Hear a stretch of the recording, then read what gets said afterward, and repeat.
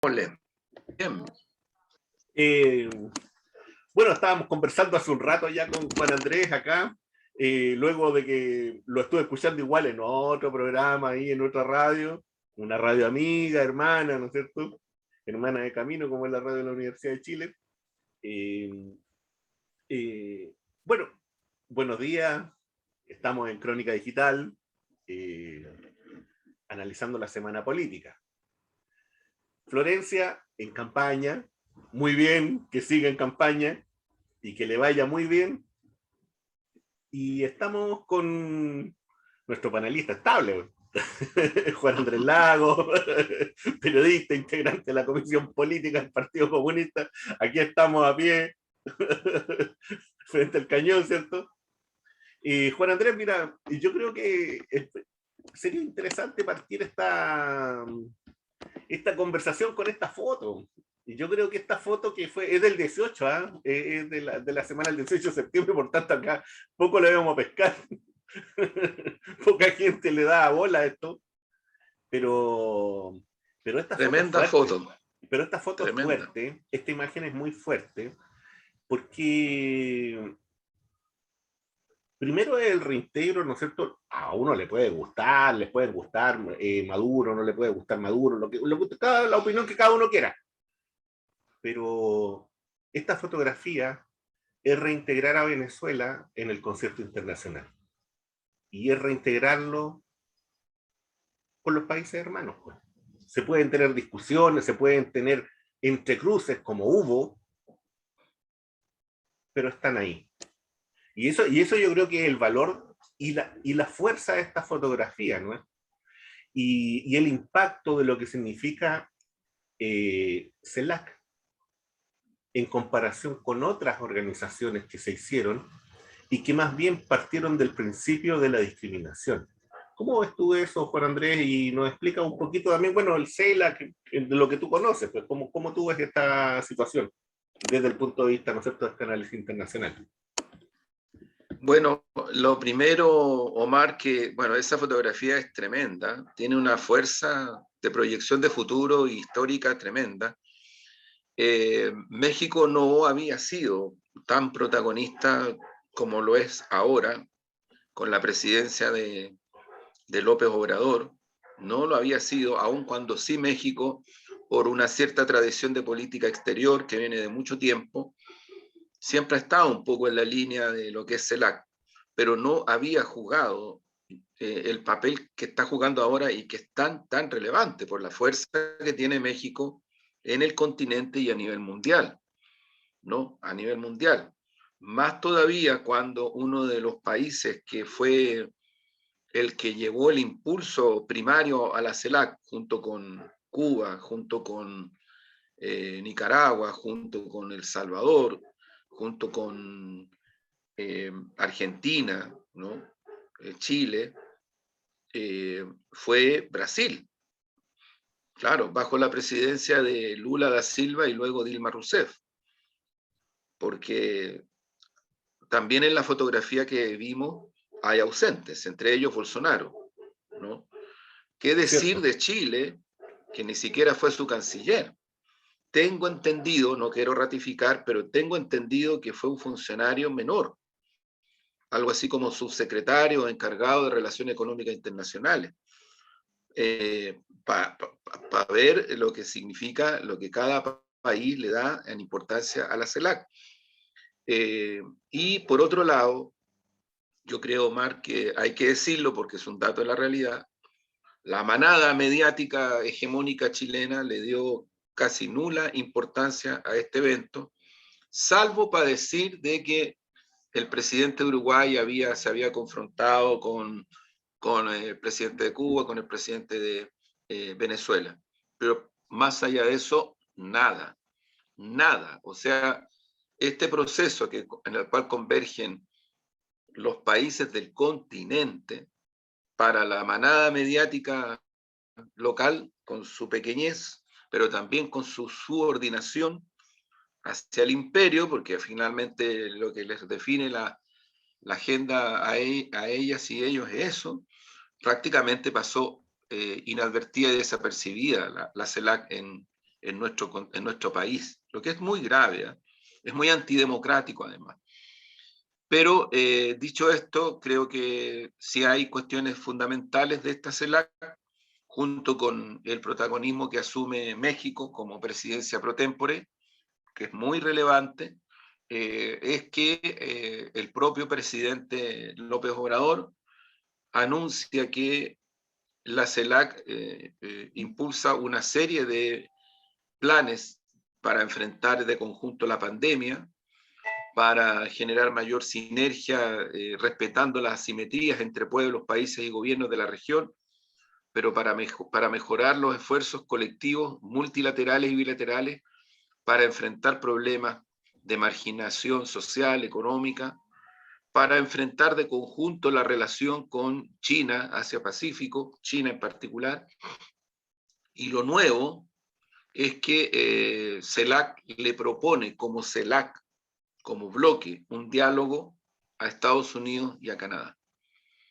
Y por lo tanto, junto con plantearles la necesidad de dialogar, le dice, dialoguemos en igualdad de condiciones. ¿Y qué significa igualdad de condiciones? Que Estados Unidos tiene que levantar el bloqueo a Cuba, el bloqueo a Venezuela, cosa que tampoco en Chile la manada mediática da como que no existiera, como que no hubieran medidas económicas que sancionan a Venezuela como país, y las hay, y son concretas, lo mismo que pasa con Cuba. CELAC, por la voz del presidente López Obrador, le dice a Estados Unidos y Canadá, conversemos, los invitamos a dialogar, pero el diálogo y la conversación es sin intervenciones, ni políticas ni militares, en la región, con el respeto a la autonomía y a la autorreferencia de los pueblos, con el levantamiento de todo tipo de sanciones unilaterales. Yo creo que este es un paso muy potente porque a mí me parece que le da una fortaleza mayor a CELAC como instrumento político multilateral en el concierto mundial. Fíjate que después de la CELAC han ocurrido dos hechos no menores que tampoco son muy considerados en Chile. Se pronuncia Rusia exigiendo el levantamiento del bloqueo a Cuba y terminar con las sanciones a Venezuela, y se pronuncia China en la misma dirección. En momentos en el cual, y estamos en este momento terminando, la Asamblea General de Naciones Unidas en estos días ha escuchado los planteamientos de los diferentes mandatarios. Por lo tanto, CELAC fue una antesala a esta Asamblea General, y donde el presidente norteamericano, yo no le creo, pero lo dijo, plantea que Estados Unidos no está buscando una guerra fría con China, sino que lo que está buscando es otra cosa. Ya esos son términos de referencia que en la diplomacia, en la política internacional, se tendrán que considerar. Pero creo que en ese sentido CELAC ha dado un paso que no es menor en esta perspectiva. Juan Andrés, fíjate que en estos mismos que tú estás planteando, la CELAC se da también en un momento donde Estados Unidos, Inglaterra, Australia, se plantean como una nueva alianza, ¿no? Una alianza anglófona, una alianza militar, una alianza que dejó colgando a Francia y su acuerdo de venta de submarinos, y una alianza también, ¿no es cierto?, que apunta derechamente a China. Entonces, la acción concreta, desde en el dato real, no se condice con lo que Biden está planteando a nivel internacional, ¿no? Con lo que le está diciendo ahí. Como tampoco se condice lo que está planteando Bolsonaro, como tampoco se condice con lo que plantea el mismo Duque en la ONU, que por cierto no participa de CELAC. Así es, Entonces, no participó, se omitió, se igual que omitió, Piñera. igual que Piñera. Claro, Entonces, son gestos políticos bien importantes, que en el fondo lo que muestran es que hay gobiernos en la región que siguen apostando a la opresión de sus pueblos y por otro lado a la subordinación al gran imperio. Así de simple y concreto, pero es real. En medio de la crítica situación, porque también en Colombia en este momento hay y han habido protestas y movilizaciones tan grandes como las que han existido en Chile. En Uruguay, hace días atrás, hubo un paro nacional a proporción de Uruguay, que es un país que tiene unos cuantos millones de habitantes. Uruguay no es muy grande. Sin embargo, se repletaron las calles de Montevideo y de otras ciudades.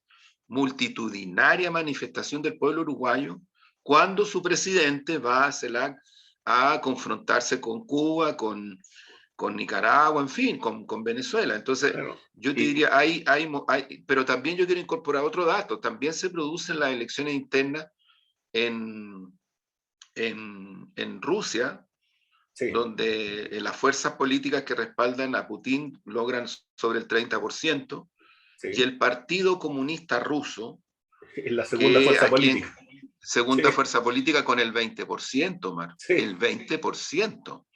O sea, creo que eso genera una correlación muy estable hacia una lógica, a lo menos en política internacional, en el caso de Rusia, que reafirma lo que ellos están haciendo respecto del multilateralismo y de su posición contraria a la acción norteamericana en el mundo y también al interior de América, el patio trasero de Gringolandia, digamos. O sea, Sí, yo lo que veo ahí, fíjate que aquí se va evolucionando hacia de lo que nosotros en un momento dado hemos ido planteando al alero, ¿no es cierto?, de las conversaciones en este programa, hemos hablado de que a nivel internacional parecía, hay una triada, y esta triada, ¿cierto?, significa Estados Unidos, Rusia, China, eh, cada uno viene y establece, ¿no es cierto?, la jerarquía que quiera ahí, pero pareciera ser que a eso hoy día se van agregando otro tipo de polos de incidencia, y que esta decisión de Estados Unidos de venir y entablar, ¿no es cierto?, esta nueva alianza militar, por una parte descoloca a Europa y obliga a Europa también a pensar seriamente en tener su propia alianza militar, donde Estados Unidos no esté. Y eso obliga también a América Latina, y esa es la importancia de esta reunión del CELAC, a tener una actitud mucho más proactiva en relación a cómo se está moviendo en este momento el poder internacional, a cómo hoy día se está moviendo, ¿no es cierto?, y las disputas internacionales que están y cómo están. Y yo tengo la impresión que esa es la responsabilidad de los liderazgos de cada uno de los países, ¿no? Y de la posibilidad que tenemos de subsistir y de seguir siendo países soberanos. claro, los correlatos a nivel nacional se están dando también. Yo creo que hay que incorporar el resultado electoral de Argentina, Ujú. que fue muy adverso al gobierno Sí, actual, eh, y también incorporar que en el caso de Brasil hay ya en los hechos una reactivación del campo popular del Brasil que es muy grande, que es muy potente, con movimientos sociales de gran arraigo y que ya definitivamente entraron a la presión para sacar a Bolsonaro de frentón, porque la situación interna de Brasil ya no da más. Y si no tiene salida por vía de las elecciones, obviamente que va a ser una presión social y política muy fuerte. Por otro lado, en el caso de Colombia, eh, se está constituyendo junto con la presión social y la lucha social una alternativa política que probablemente va a asumir la presidencia de Colombia, ¿no? Con Petro a la cabeza. Acaba en estas horas la ex senadora y que ha anunciado que vuelve al Parlamento, Piedad Córdoba, una mujer de gran ujú. prestigio en la izquierda colombiana, pero también en el campo liberal colombiano, porque ella proviene del Partido Liberal, ¿no? Con alto arraigo en el campo internacional. Ella ha sido una gran promotora de la lucha por la paz. ha tomado una posición de respaldo pleno a la alternativa que encabeza Petro. Por tanto, lo más probable es que en Colombia se produzca una situación bien inédita, que no ha tenido en las últimas décadas rédito y sentido político real, y es que asuma un gobierno auténticamente transformador. Sí. Entonces, hay una correlación política, institucional, que evidentemente, creo yo, debería fortalecer esta línea que tú describes bien, Omar, o sea, en los próximos meses y años. O sea, que países muy significativos como Colombia, como Brasil, vuelvan a tomar un papel muy protagónico en este proceso de fortalecimiento de CELAC Sí, como yo creo espacio que, multilateral. disculpa, yo creo que el tema ahí es que en el fondo los países que entre nosotros son países incidentes, grandes, tremendos, no juegan el papel de sicarios, ¿no? De sicarios políticos y incluso más mandatados, ¿no es cierto? En este caso por el gobierno norteamericano. Claro. Yo creo que esa es la situación más delicada, porque lo que hace Bolsonaro en ONU ahora, lo que hace Duque en ONU es eso, pues. Es Claro, cumplir es cumplir la función del sicario, ¿no? así es. Eso es delicado, eso es complejo para países que pretenden construir soberanía. Ahora la pregunta también de fondo aquí, para ir enlazando, ¿no es cierto?, ir avanzando en la conversación, es que en realidad este tema que nosotros estamos conversando estuvo re poco estuvo re poco en el debate de anoche, para decir que no, No, si lo que pasa es que más allá de alguna frase, que estoy en contra de Cuba, que estoy en contra de no sé quién, lo que, típico, o sea, cosas los de ese lugares estilo, comunes de la claro, más allá de élite. eso, no hay ningún tipo de, bueno, no sé tampoco si el formato daba para eso, aunque a mí me pareció que el formato era un poco más interesante que lo Sí, anterior, donde en el fondo el centro era casi los periodistas y sus preguntas. Entonces uno se queda más, ¿no es cierto?, al estilo del Julio César Rodríguez, que en realidad lo que decía el candidato X, lo que dijera, ¿no? exactamente. Desde ese punto de vista, a mí me parece que el debate, bueno, tuvo una puesta en escena bien particular, ¿no? Desde izquierda a derecha en la pantalla uno veía a Gabriel, veía a Sichel, veía a Kast, veía a Proboste y luego al compañero Artés, pues, al compañero Artés, ¿no? Ahí. Y entonces en esa puesta en escena se abren los diálogos y en donde desde mi punto de vista, a lo menos de lo que yo vi, a mí me parece que Gabriel sale bastante bien parado, en el sentido de que sin ser brillante, sin ser descollante, cumple con la función que tenía que hacer, ¿no? Que era no perder el control, que era tratar de entregar un mensaje claro a quién va dirigido, y eso a mí me parece que quienes cumplieron mejor su función dentro de ese punto de vista, para mí, dentro de lo que yo vi, me parece que es Boric y Kast. A Sichel lo vi muy tenso. A Proboste, bueno, Proboste cometió un penal al minuto 2, pues. Al minuto 2 cuando viene y no levanta la mano por el tema de Abbott. Entonces, cuando uno comete un penal así, bueno, el gol de Camarín, ¿por qué le vamos a hacer? El problema de Yasna, lamentablemente, y el problema de la vieja concertación son ese tipo de cosas. El carnavalismo es de Sichel, ¿no? De levantar la mano, porque seguramente debe tener una carta mejor que Abbott, y las que pueda venir y sacar libre a otros tantos que han sido castigados y no sé qué, pero eso no lo dice. ¿Cómo ves tú eso? ¿O cómo lo viste tú? Sí, no, yo creo, Omar, que mira, sigo pensando que sí, yo estoy de acuerdo contigo en que el formato, entre comillas, bueno, desde una opinión, una humilde opinión tampoco, porque a mí no me gusta parecer como algo que pautea, digamos, Claro. pero efectivamente yo creo que el formato mejoró, sin embargo, sigue estando al debe el espacio que para mi gusto desde los 90, pero viene del tiempo de la dictadura, ¿no? Pero tampoco en los 90 cambió mucho. Esto de que los formatos tienen que ser de cuñas, tiene que ser de cagüines, tiene que ser...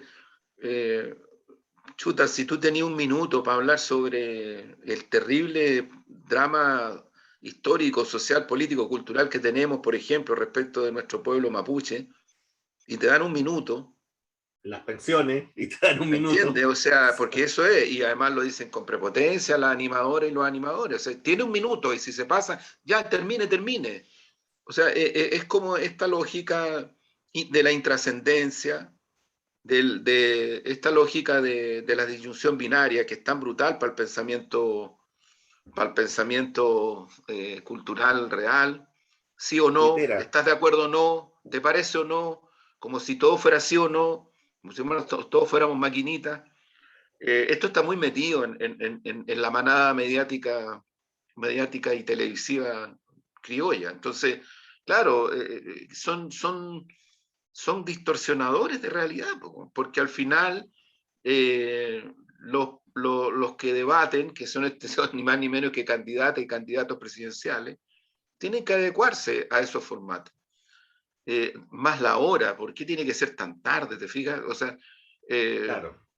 no, hay toda una serie de Es, variables que yo creo que atentan contra la posibilidad de que la ciudadanía, a través de espacios televisivos, pueda efectivamente conocer más lo que piensan, lo que piensan desde el punto de vista programático, político, cultural, en fin, las candidaturas presidenciales. Dicho esto, yo fíjate que siento que eh, eh, Eduardo Artés hizo lo que yo creo que más o menos él tiene, su sector tiene sí, planificado, que es visibilizar una alternativa de izquierda que ellos proponen la refundación de Chile con un claro carácter antiimperialista. A algunos no les podrá gustar, pero esa es una posición y es una posición de izquierda. Podrá decirse de antemano que es minoritaria, pero habrá que ver las elecciones. Eduardo Artés en la anterior elección para su sector no fue minoritario, sacó una cantidad de votos que nadie esperaba que iba a sacar, se aproximó a Meo, ni más ni menos, ni más ni menos. Entonces, en comparación a la elección presidencial pasada, yo creo que Eduardo Artés lo que está buscando, y en el foro quedó en evidencia eso, es recoger más, interpretar más las demandas de un mundo social, popular, eh, más que radicalizado, yo diría de izquierda, clara, explícita, que se plantea en el corto plazo una refundación del país. Y yo sí, creo que eso lo dejó claro anoche. sí, fíjate, Yo fíjate creo, Juan Andrés, disculpa, frente al sí, mismo tema de arte, yo creo que hay una mirada, principalmente de este mundo de la élite política, que ven como que Artés está de sobra. Como que, ¿qué obvio, es lo que hace ahí ese señor? Y ese señor no obvio. cumple ninguna función dentro del mundo, dentro de este mundo que es nuestro. Es Y una fíjate, posición elitista bien eh, antidemocrática. bien claro, es esto que, no, esto que nosotros dejamos en el programa anterior, ¿no es cierto? Que lo dejamos dando vuelta, que esta idea del epistemicidio, Claro, ¿cierto? sin Que duda, es el sin asesinato duda. del conocimiento y que es el asesinato, ¿no es cierto? O, Una postura o, que, cultural, o que de se una hace una forma de vida. caricatura, o sea, un estigma. Eso mucho Claro, proviene, mira, mucho proviene del campo del pacto transicional. O sea, los que se sentaron, los que conversaron, los que se pusieron de acuerdo con el dictador, son los que también descalifican estas otras alternativas. Entonces claro. hay que tener un poquito de cara dura para ponerse en esa postura, pero la tienen, y repito, la manada mediática de este país la tiene muy instalada. Yo creo Claro. que Kast también hizo un papel en el foro de visibilizar su postura.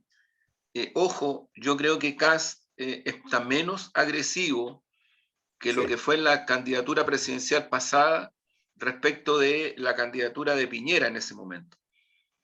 Yo creo que Kast lo que está haciendo es fidelizar un votante muy duro de derecha, que algunos de esos sectores hay que buscarlo dentro de los cuarteles, claramente, va a ser claro. Y otro hay que buscarlo en sectores muy oligárquicos, muy conservadores, que sienten que juegan un papel relevante con su voto o con su no voto respecto de incidir en lo que es un programa de gobierno y un gobierno de derecha. Porque todos tenemos claro que Kast no pasa la segunda vuelta y él va a hacer lo que ha hecho siempre, y es llamar a votar, en este caso, si pasa Sichel, por Sichel. Y una tercera cosa que tú planteabas, que a mí me parece relevante, es que Kast, incluso lo ha dicho explícitamente, públicamente, él va a golpear a Boric. Esa es su misión. Y la misión de Sichel es no ser tan confrontacional con Boric.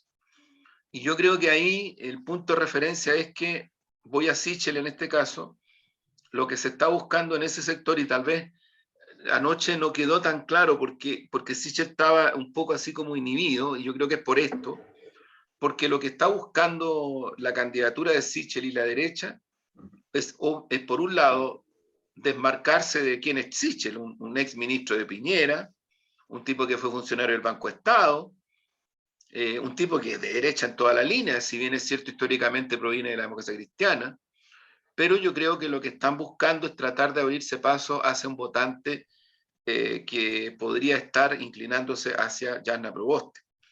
Y lo mismo ocurre con Gabriel Boric. Yo creo que Gabriel Boric tiene el desafío de posicionar una credibilidad que no la tiene resuelta, porque no es verdad, porque si uno mira los niveles de abstención que hoy día existen en los estudios más cualitativos, es muy alto, y ahí hay un problema que tiene que ver con lo volátil que es el votante de este país, porque hablar en este momento en Chile de que el voto izquierda, el voto derecha, es desconocer lo que realmente pasa. De verdad, eso puede ser un error garrafal, pero garrafal.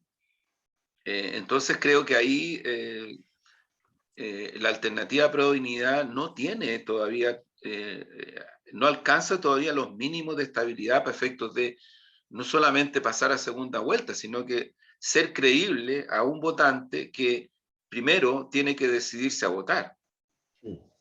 Y segundo, si vota, vote por Gabriel Boric, porque le cree de que se va a ir frontalmente a tratar de instalar un nuevo sistema de pensiones, un nuevo sistema de salud, y es un sector que no es solamente tercera edad, en realidad es mucho más transversal también. Mira, Omar, aquí hay más que errores, aquí hay tergiversaciones brutales, y que incluso se han cometido desde la propia izquierda, de mi izquierda, ojo.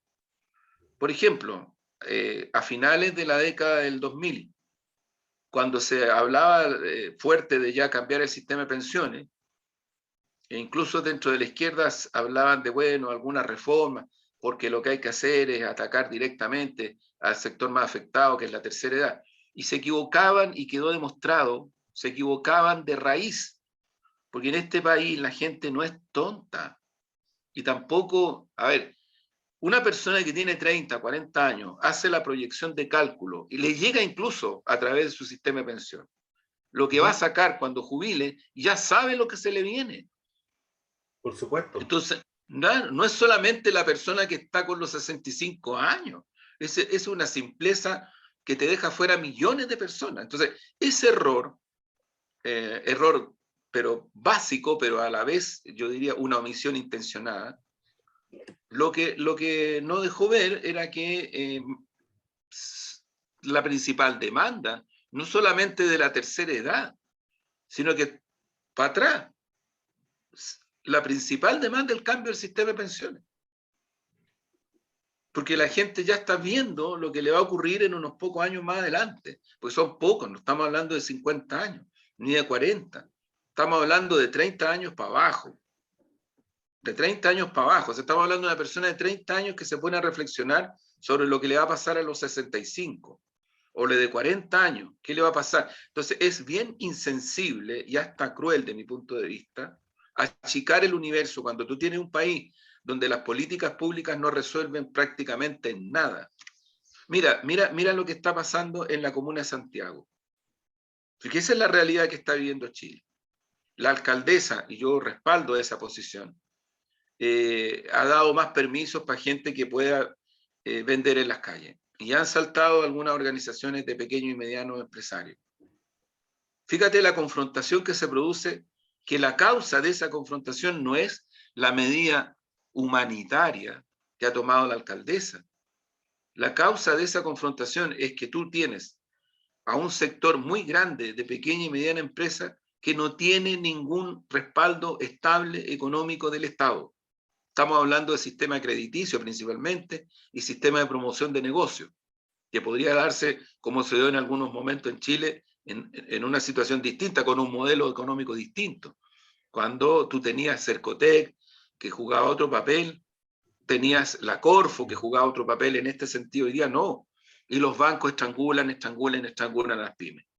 Entonces, claro, las pymes ven competidoras y competidores en estas personas que se instalan, que eventualmente venden a menos precio, en fin, todo lo que sabemos, que no pagan o pagan de otra manera, se ven menoscabadas. Ese es el Chile real. Ese Chile real tú no lo superas con reformas como las que proponen ni Sichel ni Proboste, que decir los demás. Entonces, ese desafío yo lo engarzo con el desafío que tiene Gabriel Boric. A proporción, no quiero extrapolar el ejemplo, a proporción, Gabriel Boric está siendo evaluado y va a ser evaluado, si es que llega a ser gobierno, igual como está siendo evaluada Iracy. No sé si me explico. Sí, Porque se va a enfrentar con los mismos problemas. ¿Me entiendes? Entonces, el votante en este momento está mirando, y creo que ese es el gran desafío que tiene nuestra candidatura, la candidatura de Gabriel, la Pro Dignidad, en fin, y creo que el desafío de Jasna Proboste lo veo extraordinariamente complejo, se me reafirmó anoche, porque ella es una persona, mira, ella es una persona que tiene ideas de cambio, de transformación. Ni siquiera perfiló anoche mucho su condición de mujer, que es la única que está en el panel. Es la única. Tampoco lo perfiló, tampoco lo puso de relieve. Tampoco puso de relieve, lo dijo en una frase, pero tampoco puso mucho de relieve que ella está por el cuarto retiro. Claro. Y sin letra chica, porque nuestro sector, de mi punto de vista, creo que cometió un error. Sí. Pero ya pasó para adelante, está por el cuarto retiro, pero le puso el tema del impuesto, en fin. Pero bueno, pero digo esto porque uno la ve a Jasna Proboste en los foros, la ve en esta contradicción, representando un sector que no coyunturalmente, sino que ya históricamente va a la baja, porque la concertación va a la baja. Viene saliendo de una primaria donde votaron muy poca gente, sus partidos se están desfondando, hay un fuerte cuestionamiento a la postura del partido, a la dirección del Partido Socialista. Yo te diría que el gran riesgo en este momento de Jasna, disculpa Juan Andrés que te interrumpa, es que Kast sea capaz de recoger el 20% del rechazo. Si Kast recoge el 20% del rechazo, se acerca al 20% del rechazo, lo más probable es que Jasna quede tercera. Y yo te diría que ese sería el gran desastre de la vieja concertación, ¿no? Y eso sería también, en términos prácticos, una gran noticia para Gabriel. Sería una gran noticia para Gabriel y una gran noticia para Sichel. Para Sichel también, sí. Porque yo creo que si la derecha no es boba, y ha mostrado tácticamente no ser boba, lo que debería intentar hacer, si pasa segunda vuelta, es decirle a ese votante, oye, entre votar por un nuevo Allende, o qué sé yo, o por una coalición que el Partido Comunista se la está comiendo por dentro, qué sé yo, todas estas cosas, vengan para acá, les ofrezco ministerio, Ojo, Adolfo Saldívar, expresidente de la Democracia Cristiana. Sí. Fue embajador del primer gobierno de Piñera en Argentina. Luego, Jaime Rabinet, dirigente histórico de la Democracia Cristiana, alcalde de Santiago, terminó siendo ministro de Defensa del gobierno de Piñera. Entonces, no es solo la avanzada que representa Mariana Elwin, Gutenberg Martínez y otros más, sino que también yo diría que ellos pueden tratar de agudizar o tratar de mostrar esta suerte como de agudización entre un gobierno de mayoría, de acuerdo nacional, de transformaciones, versus un gobierno que va a estar controlado por los comunistas, por los ultraizquierdistas, por los que cuestionan el Banco Central, en fin, todo esto que yo creo que lamentablemente algunos de mi sector de repente agarran papa muy rápido, entonces creen que el problema que tenemos que enfrentar es disminuir, mostrar que somos normalitas y normalitos, qué sé yo, y un montón de cosas más, cuando en verdad eso puede ser, digo puede ser, ni siquiera lo creo. En verdad, mira, Omar, es imposible que un gobierno con la necesidad que tiene de ser creíble para apuntar a las transformaciones que tiene que hacer, es imposible que no cambie la institucionalidad en algunos aspectos sustantivos del Banco Central. Y eso te lo están diciendo gente, bueno, la Fundación Sol, a la cual yo le creo mucho, pero te lo está diciendo gente como Andrés Solimano, que asesor del Banco Mundial. Te lo están diciendo gente como Manuel Riesco, y te lo está diciendo Ramón López, que lo han cuestionado mucho, pero te lo está diciendo mucha gente del campo económico, que ven que efectivamente el problema, uno de los problemas que tiene la macroeconomía chilena es su excesivo monetarismo, que proviene de una institucionalidad instalada en el Banco Central, que fue la que impuso la dictadura, pues, si eso es, a modelo del Fondo Monetario Internacional. Entonces tú dices, bueno, es re simpático, o puede ser simpático, es no, no lo vamos a tocar, ellos son... Pero mira lo que está pasando con el cuarto retiro, con esta declaración de Guillermo Ramírez de la UDI, a propósito de que dice lo que dijo, ¿no? Que todos los retiros habían sido financiados por el Banco Central traspasándole a la AFP. Yo no creo que eso sea cierto, pero lo hacen para meter miedo con una lógica que sí está instalada estructuralmente en la arquitectura financiera y monetaria de este país. Entonces, si tú crees que vas a lograr lo que le dices al pueblo que quieres hacer, como cambiar el sistema de pensiones, como establecer la gratuidad en la educación de calidad en términos universales, como establecer ya definitivamente los pisos mínimos de pervivencia de una salud universal, sin cambiar nada de la institucionalidad macroeconómica, cuidado, yo vuelvo a repetir, la gente no es tonta.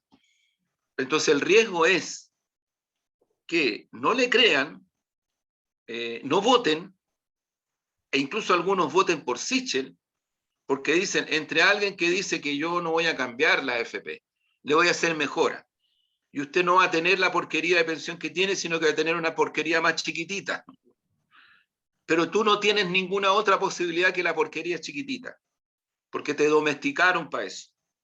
Hay gente, créeme Omar, que en medio de la tragedia y de la crisis social terminan votando así. Eso quedó demostrado cuando un votante que venía de la candidata del Frente Amplio en segunda vuelta, votó por Piñera. Entonces no es que las cosas estén en Chile tan como algunos quieren calificarlas como el votante izquierdo, el votante del centro. Eso está muy Hay un sobrepasado. voto que es volátil. Yo Muy diría volátil. sí, yo diría sí que hay, al menos en la encuesta que propone Mayol y La Cosa Nostra, pareciera ser dentro de lo que ellos definen, habrá que ver qué tan factible es eso o no, que el voto de Boris estaría afirme, al menos en un 70 y tantos por ciento, de lo que ellos, en el 74%, y que el voto de Proboste tendría un 40% de decisión. Y ese es un problema serio para ella, ¿no? Y por Muy otro serio, lado, y por otro muy lado serio. también se afirma que un 39% de los votos de Proboste se irían a Sichel y que el 60% el 60 y algo por ciento se iría a Boris. Y que en segunda vuelta Boris se impondría sobre Sichel por un margen de un 4 o 5, 4 o 5 puntos. Es que lo que pasa es que, si es que fuera, o sea, en la hay fotografía, ¿no? De hoy. Sí, dos comentarios sobre eso, Mar. Mira, yo creo que 3-4% es muy poco. Es poco. Es muy poco. O sea, a ver, si comparamos las elecciones presidenciales anteriores, si yo no me equivoco, la única que se dio así fue la de Lagos con Lavín. Serían Todas 6. las demás. Mira, lo que ellos dicen que en segunda vuelta, según el Sí, estudio sí, de sí. ellos, Sichel sería un 47, Boris 53. Si las segundas vueltas fueran entre Jasna y Sichel, Jasna obtendría un 54 y Sichel un 46. Si la segunda vuelta fuera entre Boris y Proboste, Boris obtendría un 52 y Proboste un 48. Sí, no, sí, Eso es sí. lo que ellos están tanteando, ¿no? Sí, no, sí, sí, son tanteos. Pero a mí lo que más me preocupa, Omar, te repito, es porque ahí no está dicho, es la cantidad de gente que vote. Claro, eso es lo que no se sabe. Porque sobre qué base tú haces la proyección si no sabes Claro. quiénes van a votar. O sea, yo lo que tengo entendido que la CEP, y le creo en ese aspecto, Marco Moreno, que es un analista bastante serio en ese sentido, Mauricio Morales también lo tomaron, estamos frente al riesgo de un abstencionismo alto. Y el precedente es que en las últimas elecciones municipales, incluida constituyentes, ya tuvimos la baja, más de 1 millón de votos. Entonces, yo te diría que esto lo está trabajando muy recontra bien la derecha. A la derecha le conviene un universo electoral reducido. Le conviene. No tengo claro si lo que habla esta encuesta que tú mencionas hace una proyección del punto de vista de este dato que para mí es clave. Porque si vota poca gente, la posibilidad de que Sichel sea más competitivo suben. Por supuesto.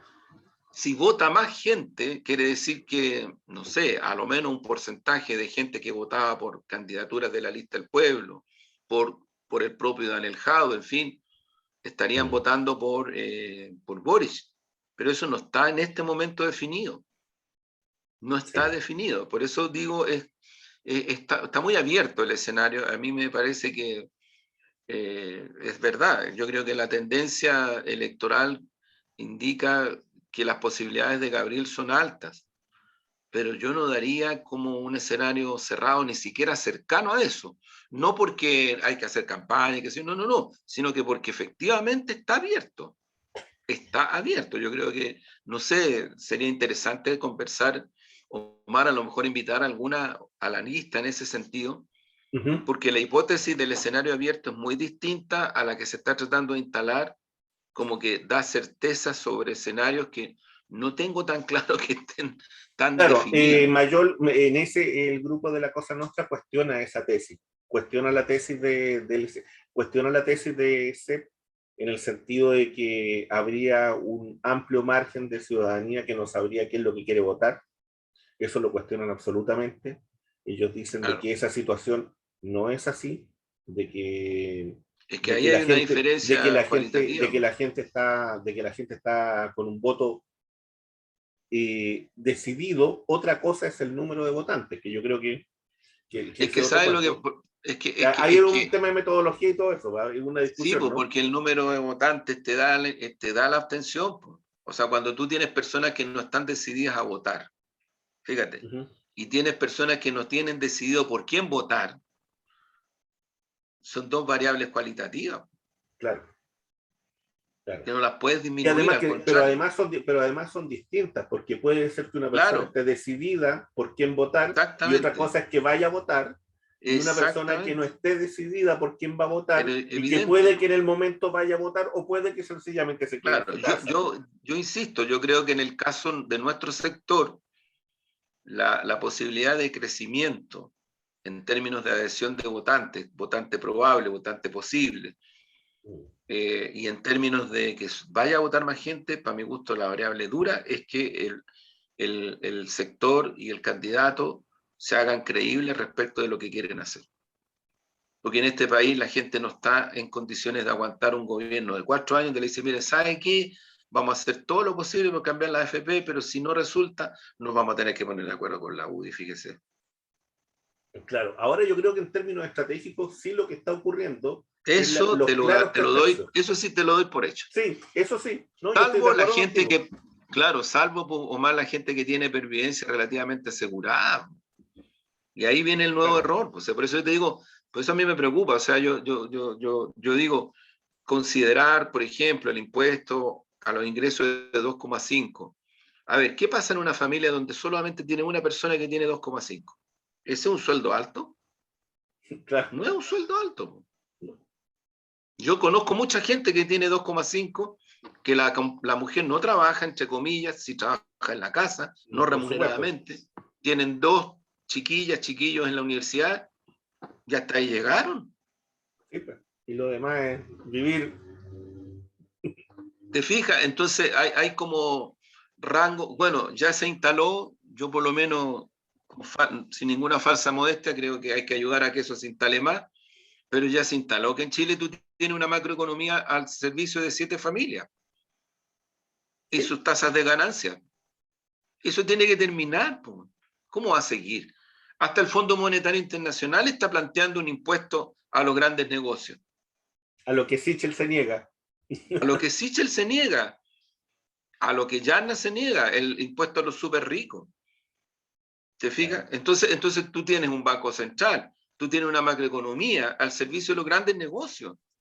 Volvemos este año, el año pasado, la revista Forbes, que es una revista de negocios a nivel mundial, no tiene nada que ver con la izquierda, ni con China, ni con nada, es una revista de negocios, te da una lista en la cual aparecen las 7 familias criollas chilenas, Piñera, Luxi, los Falabella, Heller, en fin, Angelini y otros más, Sayé, que es dueño de la corporación del Copesa, los Mate, aparecen como dentro del planeta, en el primer año de pandemia, el año más grave, obtuvieron por sobre el 70% sus tasas de ganancias de negocios familiares. Estamos hablando de negocios familiares, que es distinto al negocio que está más institucionalizado. Entonces tú tienes un país que está cautivado, capturado por este tipo de economía, y que ocurre que producto de que estamos con cosas, producto de la presión social, porque no es otra cosa, producto de la presión social, te está exigiendo un nuevo sistema de pensiones, te está exigiendo salarios dignos, te está exigiendo que las mujeres sean remuneradas a todo evento, te está exigiendo un sistema de vivienda. Está la crema con la cuestión de la vivienda, está la crema con la cuestión de la vivienda. Entonces, yo insisto, Omar, yo creo que el tema no es tan simple, no es solo ganar por una cantidad de votos. Incluso no creo que esté asegurado ganar. Insisto en este punto. No, yo Yo tampoco, no ahí, creo eso. No creo eso. Creo que sí hay un buen momento. por Creo supuesto, que sí hay un buen momento, pero que eso se tiene que ratificar en el tiempo, y eso significa cuidarse, y eso significa no cometer errores, y lo que vimos en el debate, los que lo pudieron ver, yo creo que quedaron también con esa sensación de que en definitiva aquí hubo una partida, en el box se habla de estudio, en el ajedrez se dice, mire, la diferencia entre un maestro o un gran maestro y un jugador amateur o un jugador intermedio o un jugador importante, pero no gran maestro, es principalmente en el conocimiento que se tiene, ¿no es cierto?, de las aperturas y en el conocimiento que se tiene del juego. Y eso es lo que nosotros vimos hoy día en este, o anoche vimos en este yo debate. sí, sí, yo fíjate que en ese sentido, Mar, yo a Gabriel lo vi bien. Sí, Yo lo vi bien, Gabriel. Yo creo que es una persona que va mostrando perfiles que es muy difícil ubicarlo como que sea una persona inexperta, que un cabro. No, no, nada que ver. O sea, yo creo que no. Me da la impresión que por ahí ya no lo agarraron, digamos. No lo no, agarraron. Si para mí el problema, más que el desafío es del sector, es de la coalición. por Oye, si supuesto. todavía no tenemos programa, Claro, Y sí, todavía pues, no sabemos cuáles son las 10, 20, 30 primeras medidas del gobierno. Y eso es problema de la coalición, no es problema del candidato. Entonces creo que ahí es donde hay que apurar el tranco, en esa línea. Yo creo que en el candidato es un buen candidato. Está reflejando lo que es su coalición, ¿te fijas? Pero es un buen candidato. Yo creo que sí, no tiene una... No, o sea, yo fíjate que lo vi bien anoche, lo vi bien, marcó bien puntos de referencia, identitario hacia el votante probable, hacia el votante posible. Estuvo súper bien. O sea, yo no, sí, si, te insisto, para mí un poco el desafío, porque, bueno, los estudios te muestran a nivel chileno y a nivel mundial de que las tendencias, especialmente en presidenciales, a esta altura son rangos reducidos los que cambian, pero mm, sí pueden hacer cambiar cuando hay países en crisis en donde la credibilidad de las candidaturas puede modificar mucho en la intención de voto. Concretamente, Macri en Argentina, claro, la división del peronismo, sí, pero también hay que reconocer el atributo del sector derechista argentino que logró con Macri entrar a una credibilidad que nunca antes la derecha había tenido en Argentina, nunca antes, desde el punto de vista electoral político, en las últimas décadas. Bolsonaro, Brasil, o sea, Bolsonaro es un personaje que uno dice, bueno, el tipo es loco, sí, pero lo identifican y votaron por él y trabajó bien en las redes sociales e hizo propuestas fuertes frente a una situación de crisis que la había, ubicó exactamente a su adversario como el responsable de todas las crisis, de las incertidumbres, y ganó, y ganó la elección. Yo creo que, claro, Chile es muy distinto en ese aspecto. Para mi gusto, la mayoría de las condiciones de credibilidad están a la mano, al alcance de la candidatura de Prounidad. La mayoría. Y por tanto, lo que hay que buscar, de mi punto de vista, es generar más certezas en esa dirección. sí, y yo creo que En también hay ese que... sentido, por ejemplo, para Ujú. mí no fue un buen paso el ponerle el impuesto al 10%, al cuarto No, retiro. por supuesto, menos cuando se han reducido una serie de impuestos a las empresas. Sí, pues. Entonces, y querer aplicar esos impuestos a las personas es complejo. Yo creo que no, yo tengo la impresión que también que no era una buena medida. Pero bueno, en eso se está a veces, ¿no? Sí, Y no, sí, pues, por supuesto. Las campañas sí, son dinámicas y son lo que son. claro, ahora Juan Andrés, yo creo que sí, en este ámbito de la certeza, cuando uno está haciendo cierto tipo de análisis, lo que está intentando, ¿no es cierto?, hacer. Yo creo que dentro de los elementos que nosotros hemos venido sosteniendo durante todo este tiempo, es primero, ¿no es cierto?, decir de que este sentido de la colonialidad, que nosotros hablamos de forma jocosa, ¿no es cierto?, del Comando Sur, de esta élite colonizada que está siempre mirando qué es lo que pasa al norte, si Biden se resfría, si le duele la cabeza, si esto, lo otro, y corren y no saben qué hacer, si es que, bueno, les tiraron la oreja desde fuera, ¿no es cierto?, por el tema del cuarto retiro no, y andan todos nerviosos. Entonces, todo está, o sea, ese es un factor que va a permanecer, una élite colonizada. Yo creo que un segundo factor que permanece y que la gente tiene que tener en consideración es que, al menos en el ámbito político, no en otros ámbitos, pero en lo político, sí, en la expresión política, el binominal tendió a morir. Y hoy día lo que hay son otras expresiones, que pueden ser tres en este minuto. En este minuto puede ser tres.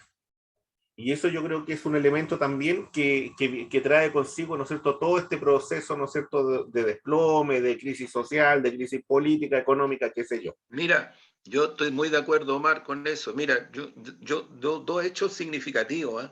Uh -huh. Que la manada mediática, y no voy a cansarme de decirlo porque son una verdadera manada, ¿para qué estamos con cuentos? Uh Ni -huh. siquiera necesitan reunirse para ponerse de acuerdo en direccionalidad de cómo entablan temas, golpean, en Sí, fin.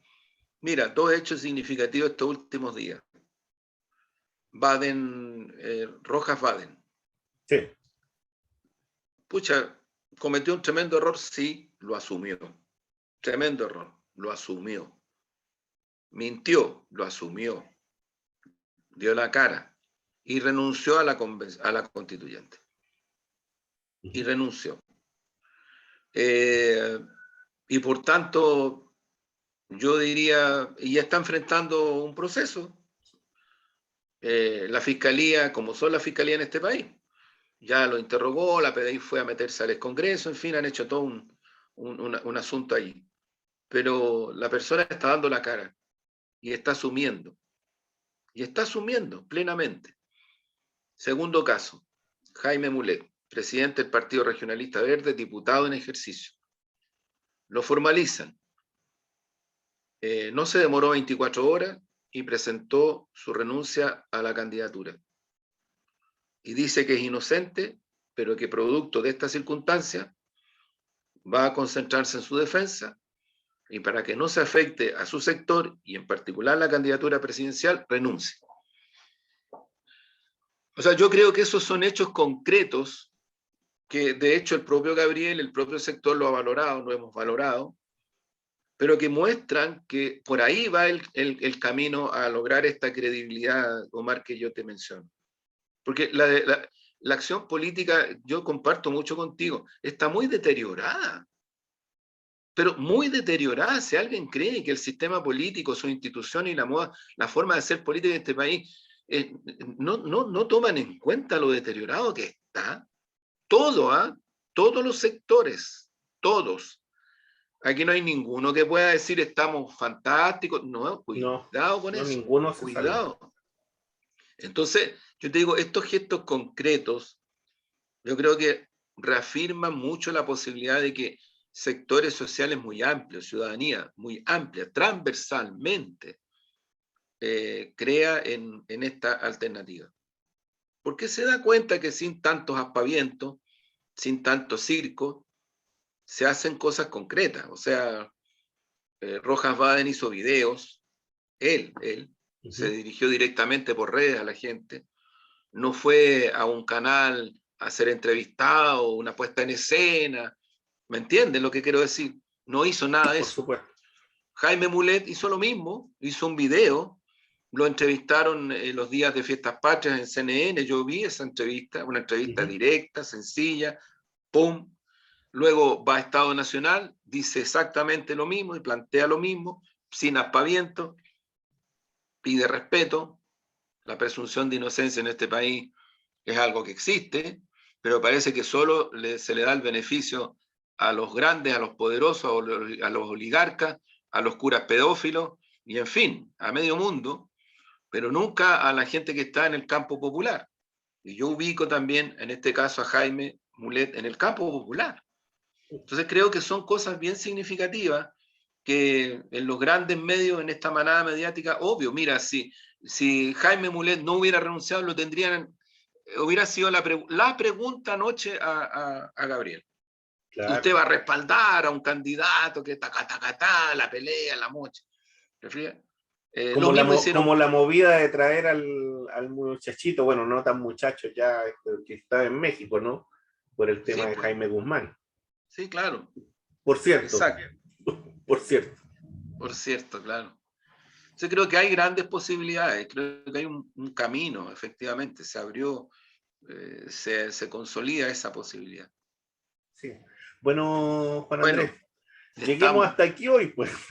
Tenemos harto tema, hasta aquí hay harto más que conversar, en realidad. Así es. Le podemos sacar harta punta, pero dejémoslo para la próxima semana. Muy bien, Omar.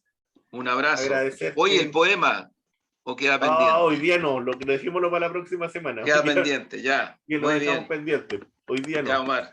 Pero abrazo. Bueno, saludos a Iván, Crónica Digital, ahí, Maturana con Huérfano, acuérdense, un cafecito, pastelito, qué sé yo. Muy bien. Nos vemos, Juan Andrés, que estés bien. Nos vemos, Omar. Chao, chao.